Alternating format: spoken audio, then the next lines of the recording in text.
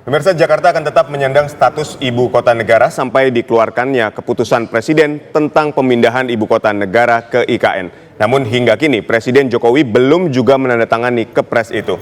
Alasannya semua persiapan harus matang sebelum Kepres diterbitkan. Ya, akankah Kepres IKN ini pemirsa segera diteken oleh Presiden Joko Widodo atau mungkin menjadi pekerjaan rumah bagi pemerintahan Prabowo mendatang? Untuk membahasnya pemirsa, telah bergabung bersama kami ada tenaga ahli utama kantor staf Presiden yaitu ada Mas Johannes Joko, kemudian ada pakar kebijakan publik juga Pak Agus Pambagio, dan juga ada Wakil Ketua Umum Gerindra Bang Habibur Rahman yang hadir di sini. Selamat sore Bapak-Bapak semua. Selamat sore.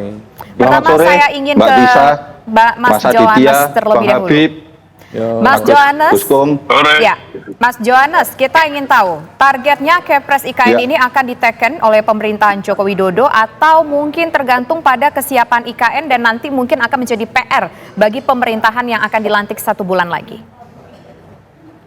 Ya, yang harus dipahami bersama kan begini, Mbak. Pemindahan ibu kota negara itu adalah komitmen kita bersama, begitu, Mbak. Ini adalah komitmen seluruh bangsa, termasuk juga stakeholder, baik di eksekutif maupun di legislatif. Lah, kalau ditanya apakah ini menjadi target Kepres, karena kalau Kepres ditandatangani lalu ada pemindahan pemindahan ibu kota negara, maka ada konsekuensi yang harus ditanggung, begitu, Mbak. Jadi ada turunan-turunan yang harus diselesaikan, termasuk juga dengan kaitannya dengan konstitusi yang kita miliki hari ini. Karena dalam konstitusi kita, Undang-Undang Dasar itu jelas sekali bahwa misalnya MPR harus bersidang itu sekali dalam 5 tahun di ibu kota negara, BPK berkedudukan di ibu kota negara, kemudian di Undang-Undang MD3 itu ada anggota DPR harus berdomisili di ibu kota negara dan sidang DPD ibu kota negara. Artinya apa? Artinya bahwa kesiapan seluruhnya itu betul-betul harus betul-betul siap, dan ketika itu siap maka yang selama ini melalui Undang-Undang ibu kota negara itu di mana kewenangan pemindahan ibu kota negara itu diberikan kepada keputusan Presiden, itu menjadi betul-betul menjadi kewenangan Presiden, siapapun presidennya, baik Presiden Jokowi maupun Presiden terpilih berikutnya Pak Prabowo Subianto, itu memiliki kewenangan dengan melihat situasi, kondisi, dan kesiapan seluruhnya untuk menyatakan status pemindahan ibu kota negara itu. Demikian, Pak. Baik, Mas Johannes, kan ada juga target dari Presiden Joko Widodo ini yang menyatakan bahwa Juni 2024 ASN sudah mulai berkantor di IKN. Ini seperti apa? Ya, tentu kalau terkait dengan pemindahan ASN, sejauh yang kami tahu sampai hari ini itu memang prosesnya sedang terus digodok dan terus berjalan, persiapannya segala hal yang disiapkan di Kementerian Pan-RB.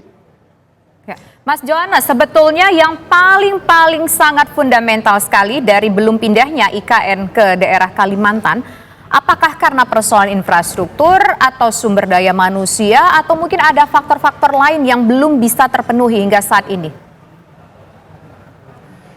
Ya, banyak hal, Mbak. Dalam artian begini, pemindahan ibu kota ini kan sebagai sebuah melalui Kepres itu kan adalah perpindahan secara politik, begitu, Mbak.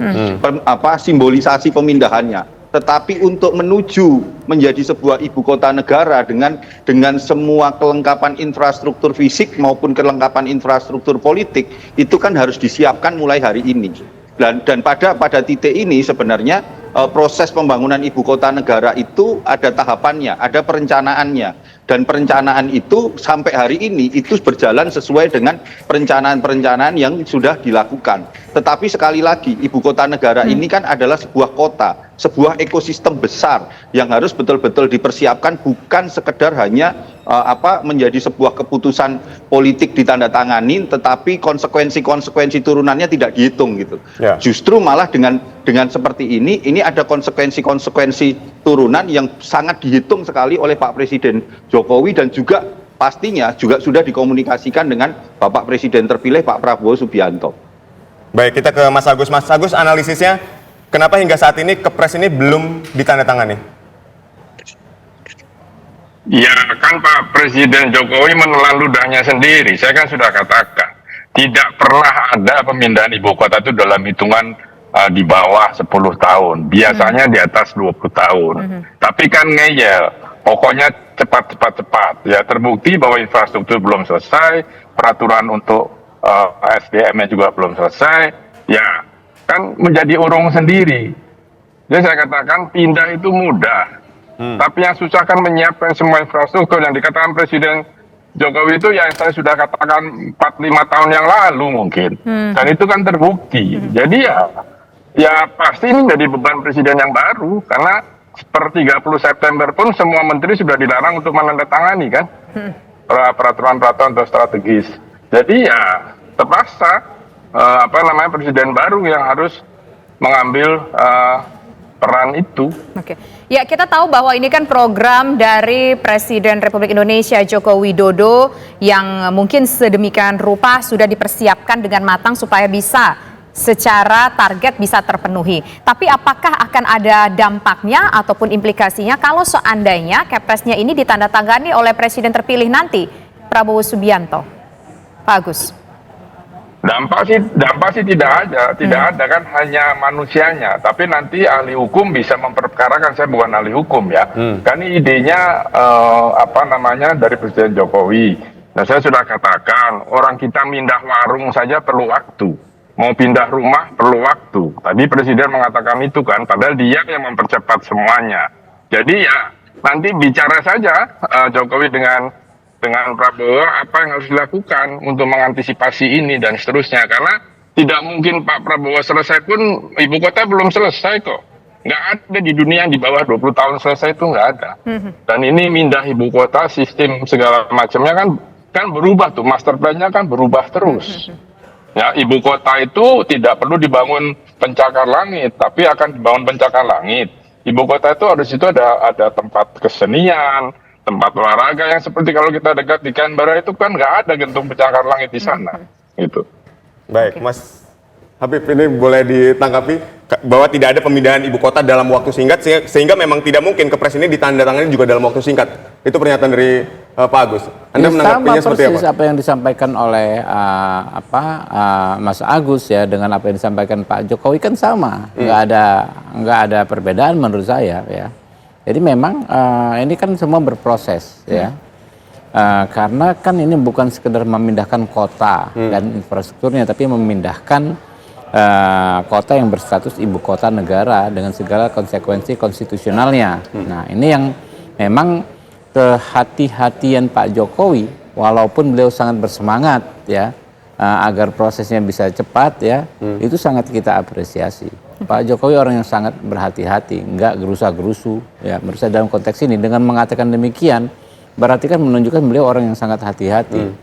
Jangan ya kalau dipancing misalnya, kok nggak ditandatangan, harus tanda tangan sekarang, itu sebagai bentuk apa keseriusan. Bisa kacau balau dalam konteks konstitusional. Misalnya tadi disampaikan oleh Mas Jo ya, rapat-rapat lembaga tinggi negara yang harus di ibu kota negara. Nah itu kan nggak berdasarkan konstitusi ya, itu kan nggak akan mungkin diwujudkan dalam waktu 1-2 bulan ini. Kenapa? Seperti DPR saja, kami ini kan ada 580 orang. Yeah. Kalau plus DPD itu jadi MPR kan namanya kan sekitar 800-an orang ya, 800 orang. Saya punya staf 10 orang aja, ya kan 8.000 orang. Yeah. Belum PNS-nya, belum istri dan anak ya kan. Jadi bisa mungkin kita berpikir soal berapa ratus ribu orang, satu institusi, betul. MPR, DPR, ya, DPD, untuk beraktivitas secara sah. Nah, untuk beraktivitas itu kan bukan soal gedung saja, soal mikrofon penting nggak penting. Kemarin waktu paripurna katanya Mbak Puan dituduh matiin mic ya kan, karena mic memang mati otomatis ya kan, karena memang harus disiapkan. Soal furniture disebut Pak Jokowi persis, kita tahu banget. Rapat-rapat itu kan harus sesuai dengan jumlah orangnya. Jangan sampai ada anggota DPR nggak dapat kursi di sana gitu kan, dapat kursi tapi nggak ada kursi fisiknya di sana. Baik. Ya kan? Betul. Nah, jadi itu penting ya, sehingga sebetulnya yang kita tangkap semangatnya ya. Pak Jokowi semangatnya luar biasa bagus.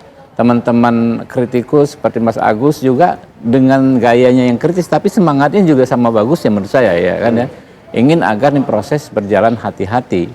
20 tahun mungkin ya prosesnya sampai selesai ya. Betul. Atau bisa lebih cepat ya, kita kan nggak tahu. Mungkin dengan teknologi ya kan, dengan evaluasi yang komprehensif mungkin bisa lebih cepat. Kita lihat prosesnya, tapi kita pengen semua prosesnya lebih cepat lebih baik dengan prinsip tetap berhati-hati. Oke, berarti memang ini kemungkinan akan ditandatangani Kepresnya oleh Prabowo Subianto sebagai Presiden Republik Indonesia setelah dilantik nanti, begitu Bang Habib? Kalau saya nggak tertarik menjawab pertanyaan itu, gitu ya. Seolah-olah kita ditodong hal-hal yang seksi dan bombastis saja. Kita tidak ditantang untuk berbicara hal yang lebih substansi.